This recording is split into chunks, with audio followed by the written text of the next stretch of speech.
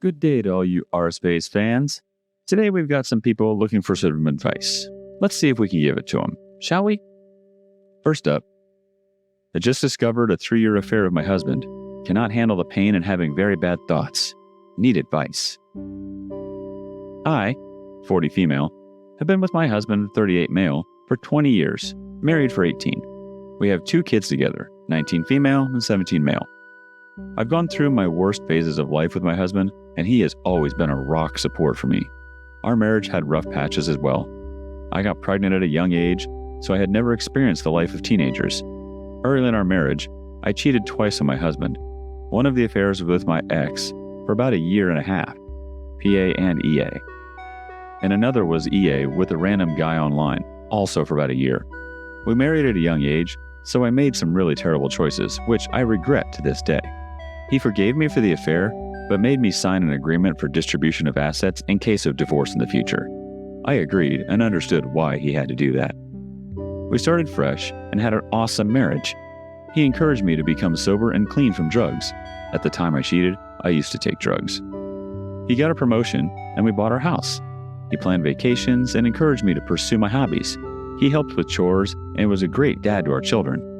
About 7 years ago, I was diagnosed with uterine cancer. When the doctor informed us about the cancer, he literally broke down and started crying. At that moment, I realized how much he loves me. I had to undergo surgery for removal of the uterus. After successful surgery, he took care of me like I was a child. He made me breakfasts, ordered lunch, and cooked dinner. For 6 months, he did not let me do any household work or any other work. He even made food for the children on his own. These are the moments that I look back on and imagine that I could not have survived without him. He is my soulmate, and I cannot imagine my life without him. So last night, while he was sleeping, I unlocked his phone and opened his Facebook for some of his photos, as I was planning on surprising him with a big collage of his life journey on his birthday. I saw 2 Facebook accounts on it. One was his regular one, but the other was with a different name. I opened the other account and found that messages were sent to his former coworker. They were sexting.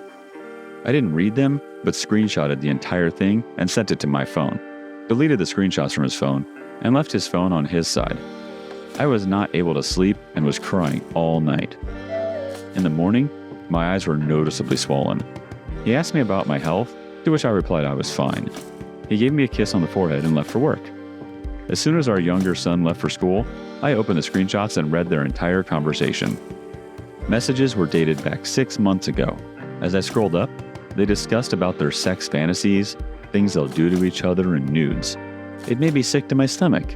As I scrolled more, I saw the message, "Happy 3-year anniversary." I don't know why, but after reading that, I literally had a panic attack. I was just laying on the floor crying. He told her about my past infidelity and how he still has nightmares and flashbacks in his mind, but with her, he feels free from those thoughts and enjoys every second of it. He even said that how he is tolerating every moment he has with me for the past 18 years.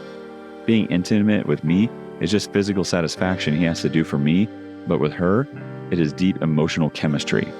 How he stayed in marriage because of the children and will leave me as soon as both of our kids start going to college.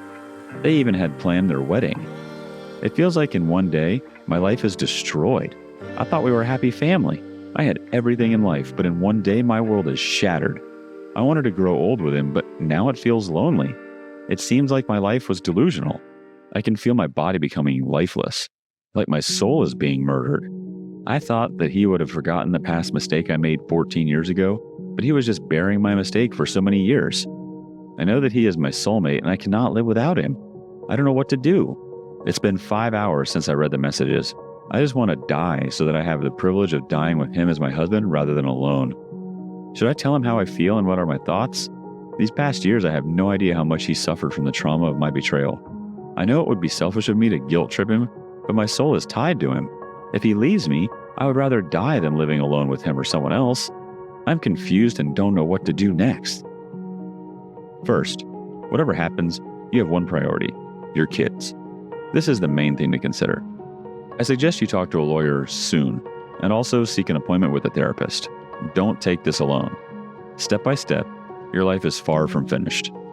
I suggest you go to some friends, find an excuse to support in order to keep cool, then proceed there, to think about future moves.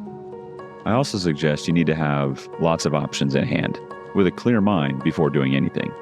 Sooner or later, you will need to confront your husband, but take your time first. Take care of you. All right, next up, a story simply titled, I Caught Her Today. I caught her once at the very beginning of our relationship, but that was like less than a month official together, so we talked through expectations and moved on. 4 years later, here we are in a trial separation because she needs to figure out what's right for her. It's a long read, but we talked it over thoroughly and decided we needed a refresher. Part of the plan was that she needed to get out of the house and start hanging out with her friends again, which she has been doing a lot, like going out 4 to 5 times a week.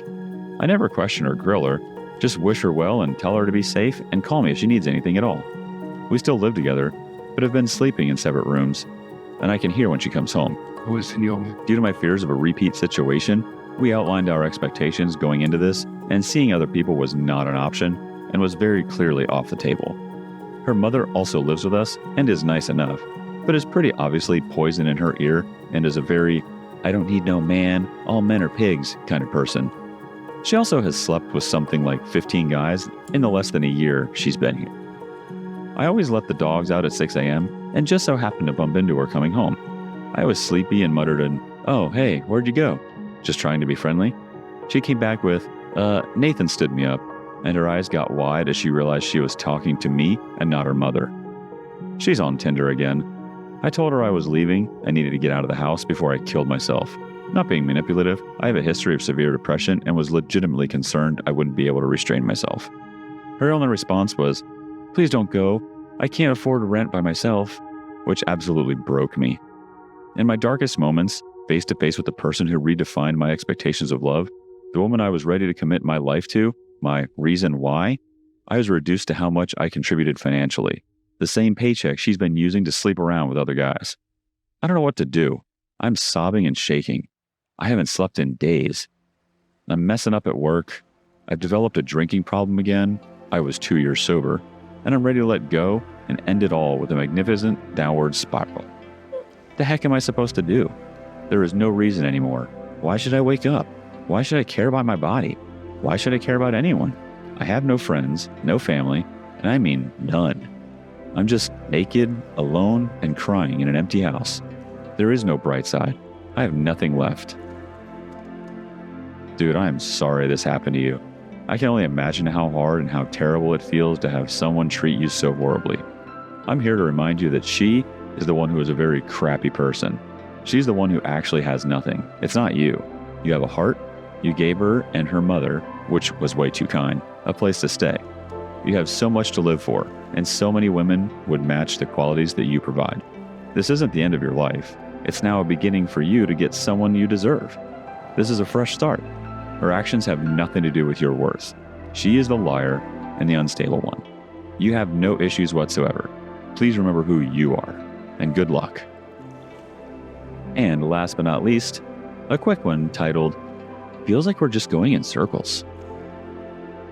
On February 27th, 2020, I was cheated on by my ex, I guess you would say, girlfriend. The only issue is that she admitted it to me right away that same night, but I don't know what happened. One of my classmates sent me a pic while I was on the way back from work of her sitting on another man's lap, and he told me she was really drunk and dancing on him.